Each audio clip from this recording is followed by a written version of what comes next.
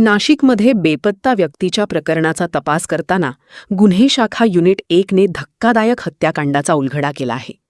वसंत गोरखनाथ सातपुते हे 5 ऑगस्टपासून बेपत्ता होते. त्यांच्या शोधादरम्यान पोलिसांना या प्रकरणात हत्येचा संशय आला. तपासात हसीना शेख आणि साहिल शहा यांच्यातील प्रेमसंबंधात वसंत सातपुते अडथळा ठरत असल्याचे समोर आले. आरोपींच्या कबुलीनुसार 6 ऑगस्ट रोजी पहाटेच्या सुमारास राहत्या घरी वसंत सातपुते यांची चाकूने गळा चिरून हत्या करण्यात आली. हत्या केल्यानंतर मृतदेह गोणीत भरून इर्टिगा वाहनातून कसारा घाटात नेण्यात आला आणि जंगलात फेकून देण्यात आला. पोलिसांनी कसारा घाटातील जंगलात शोध घेतल्यानंतर गोणीत मृतदेह आढळून आला. पद्धतीने याचा तपास करून गुन्ह्याची उकल केली आहे. नेमकी घटना काय होती? दिनांक 6 ऑगस्ट 2026 रोजी पहाटे ही घडलेली घटना आहे. याबाबत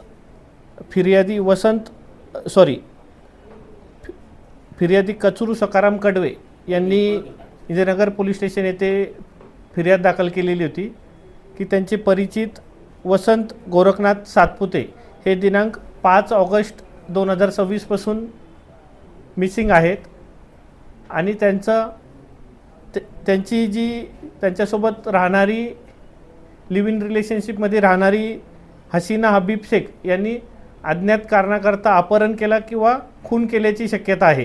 या अनुषंगाने इंदिरानगर पोलीस स्टेशन येथे गुन्हा दाखल होता. त्या गुन्ह्याच्या अनुषंगाने गोपनीय बातमीदार आणि तांत्रिक विश्लेषणाच्या आधारे 4 आरोपींना निष्पन्न करण्यात आलेला आहे.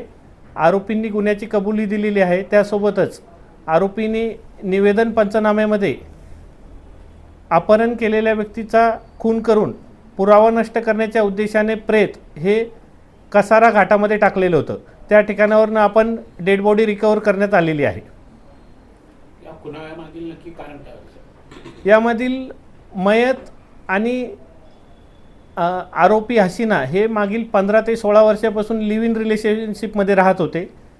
त्यानंतर मागील काही दिवसापासून हसीना हिचे आरोपी नामे साहिल रफिक शहा याच्यासोबत प्रेमसंबंध जुळले आणि ह्या प्रेमसंबंधाला पहिले जे लिव्ह इन रिलेशनशिपमध्ये राहत असलेला मयत हा अडथळा ठरत असल्यामुळे त्यांनी हा खून केलेला आहे.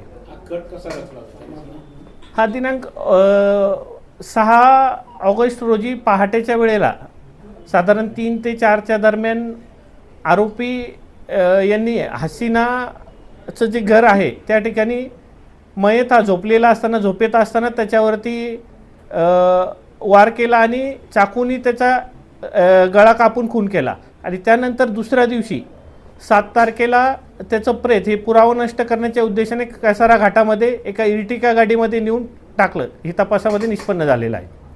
या प्रकरणी हसीना हबीब शेख, साहिल रफिक शहा, मोईन मुक्तार शहा आणि सरफराज अब्रार सय्यद या 4घांना पोलिसांनी ताब्यात घेतले असून इंदिरानगर पोलीस ठाण्यात पुढील तपास सुरू आहे.